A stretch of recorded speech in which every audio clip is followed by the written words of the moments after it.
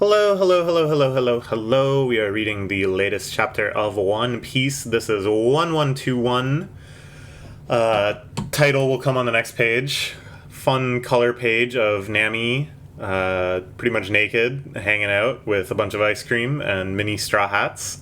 If you go on Twitter and you look at, I think it's called like Akiro Art, you can see a time lapse of Oda drawing this, and it's very funny because he is at first drawing like a completely different scene. I feel like my mic is peaking like crazy. Did I turn up the sensitivity at some point? Okay, I think this is better. Sorry if I was hella loud at the start.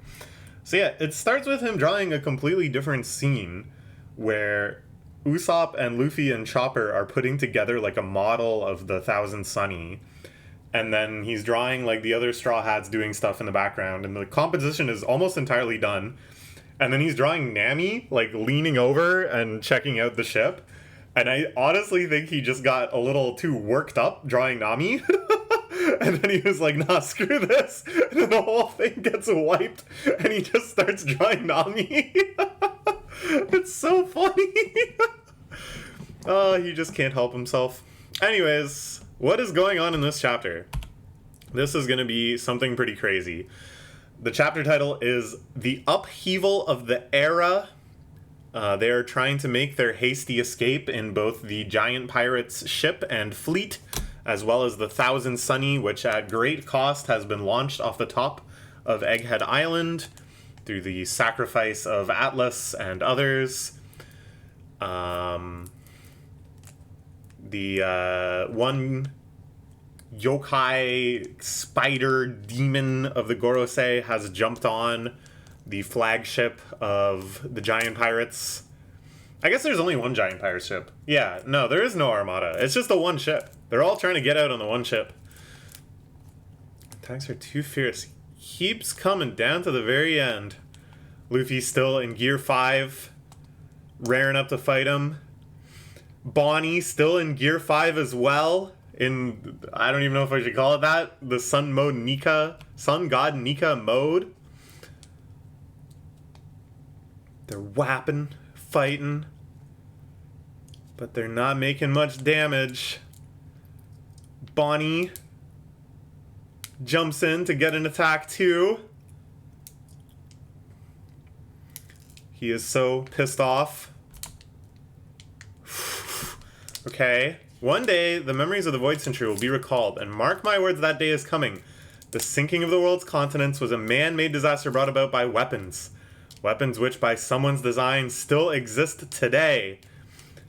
Here we see two princesses, of course, that are very associated with the ancient weapons. Shirahoshi, who herself is the ancient weapon Neptune, capable of causing great destruction by controlling the sea kings of the world, the gigantic monsters that inhabit the Calm Belt, but pretty much all oceans.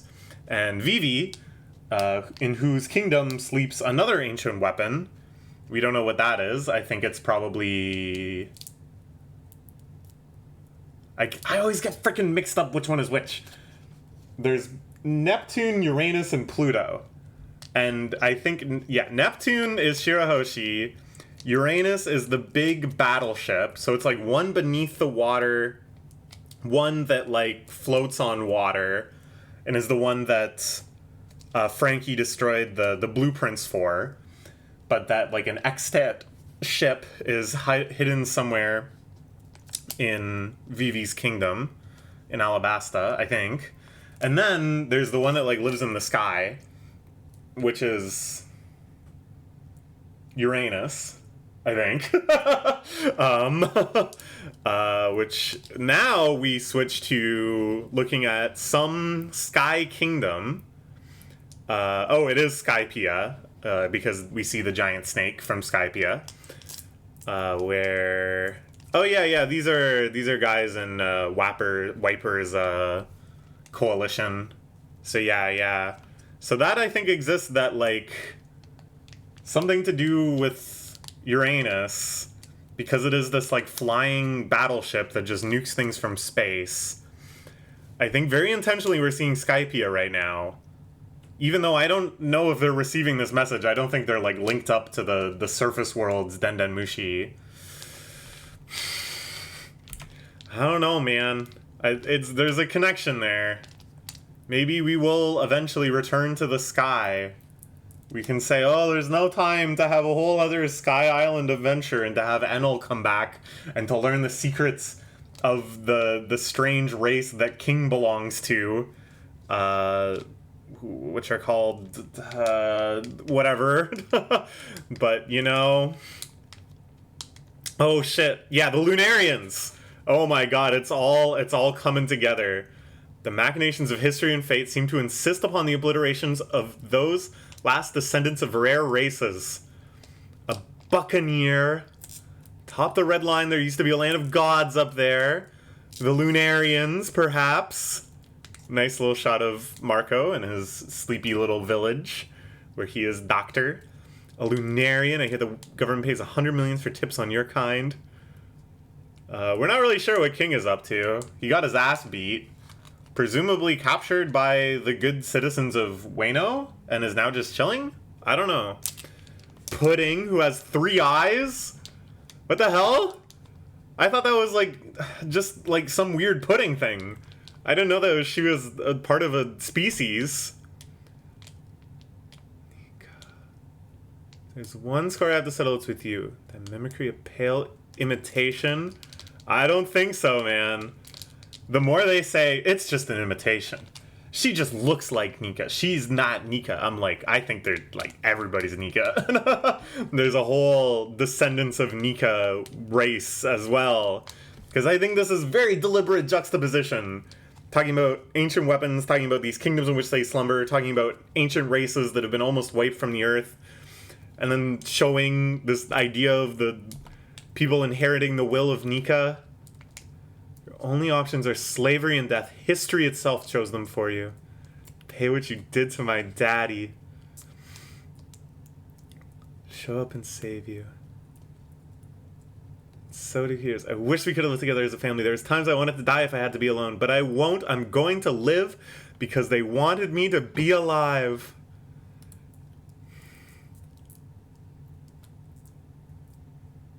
What you did to my mommy. But gods do exist. You people aren't gods, but gods do exist. And so do heroes. Oh, this is so good. Liberation. The worst should come to pass. But you all take care of yourself. Here we are at Galila. Iceberg. Where's Tyrannosaurus Rex and his trusty crew? Judge Vinsmoke and Caesar Clown fighting endlessly. This is the strange island of Weatheria where Nami ended up. Believe in the intelligence of mankind. I believe in science. Roger died 25 years ago. Whitebeard died 2 years ago, but the fall of these legends was merely the prologue to a new era. Landing huge punches on the Gorosei. Knocked off the ship. Obliterated. He blew into pieces. Good job, buddy. And Kuva there lying. Who knows what state his mind is in. But it looks like a soft smile gracing his lips. And the sunny flying overhead. The sun itself. Now these people who refuse to buckle under any and all suppression, they are the ones who are closest to the truth, ironically enough. Then again, perhaps it was Roger who sent them there.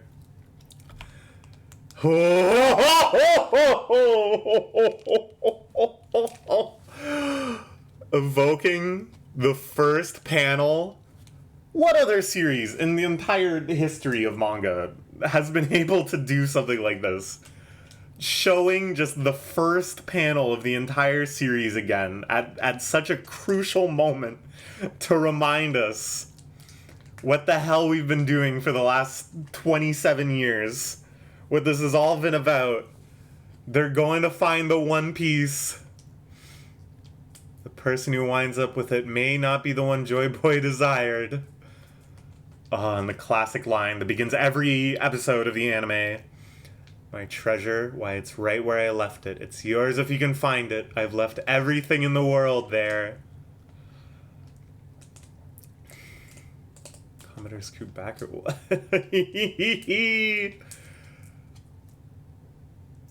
Shanks and Raleigh are both just drunken into stupor, showing all these different forces at play. Who will capture the One Piece? We were wrong after all, Chairman Buggy. You always find a way to outdo her wildest imagination.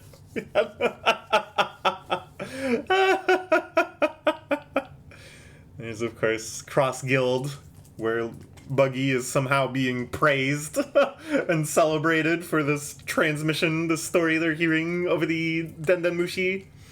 Cannot happen. We must find it first. It's gonna save the people. Ooh.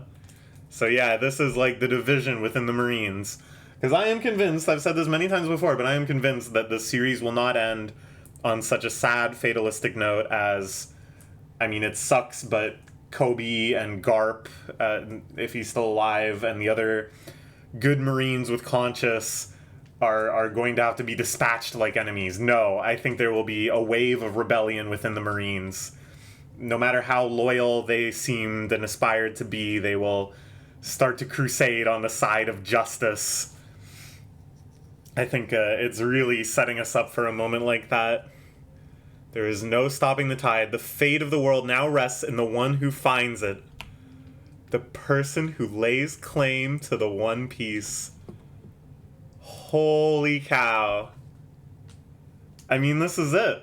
This is what the story has been about the whole fucking time. But this is really it. And here we see the spread of, like, our major players in this most final of final arcs. Shanks, Luffy, Blackbeard, Buggy, Akainu, Dragon, some guy with a sword, Emu, Kobe. Kobe made this page. Good for you, Kobe. Aokiji, the guy whose name I forget, whose face looks like the moon, that may be Shanks' birth father, and is captain of the royal guard that guards Marijois. Frickin' Sabo is here. This is it. This is, like, we're setting up, like, this is the crazy thing. At the start of, or not even at the start, but at kind of like a crucial climactic part in a lot of different arcs, there is a spread like this, okay? May not look exactly like this. Maybe it's actually kind of built up over a few pages. Maybe it's on the cover of a volume most clearly. But they always kind of extract, okay, for the remainder of this arc, we've kind of set the stage, and here are the major players. And, you know, the rest of this arc is going to be watching this immense battle play out. In Skypiea, I can think of this. In Arabasta, I can think of this. You know, in Ain's Lobby, I can think of this. The classic kind of square-off. Here it's a little more complicated, because all of these people don't just represent themselves, but major institutional forces, you know? And most of them are allied with at least somebody else, but we don't know how strongly allied in many cases.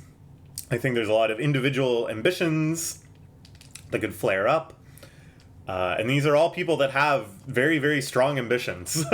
People that may want to lay claim to One Piece, which must hold some unfathomable truth and or power. So it's like they're using the structuring and visual language of this, like, second half of an arc, even though the situation is a lot more complex than the second half of an arc, but it has the same message. For the rest of this series, not just this arc, but this series that we call One Piece, these are going to be our major players. These are going to be the stories that we're going to see unfold and conflict and circulate around each other. Notably absent, frickin' Kid, who got wrecked, and Law, who also seems to have gotten wrecked. Poor guys. My goats are washed. But I think this is kind of, we're encouraged to think like this is the end game. These are the guys. It's crazy. I keep saying it, that for a long time, you know, it felt like One Piece was never going to end. That we were always just on almost like the cusp of this great adventure, and there was just so much more to do. And then it started, you know, Oda started saying we're heading into the last saga. This is going to be the great finale after Wano. That's the end game. And then there came another period where it's like, oh, and I believe him now. He's not just saying this, and then it goes for another 10 years. We are actually closing in on an ending. And it's not going to be in the next year. It's not going to be in the next 2 years, but it's going to happen. And that feeling just becomes stronger and stronger. And then I think past the point where, like, I believe it, there's going to be a day that comes where I, like, truly feel it. Like, I emotionally understand that One Piece, a series that I've been reading fairly constantly since I was, like, 10 years old, that has been this, like, constant companion through my entire life, basically, is actually going to end. And I really don't know how I'm going to handle that. There would never be a day that we laughed so much. There was never a day we cried so much. That was Odin talking about when they found Raftel. That's probably how it'll be for me too. So what is the One Piece? I still think it's a big plug and you pop it out and the oceans drain away. I am going to stick to that one because I haven't seen anyone else suggest it, and I think it's so funny. and I think if I can hard commit to that, and I'm right, I'll be so proud of myself. Okay, that's all for now. Let's look forward to the next chapter. Bye bye.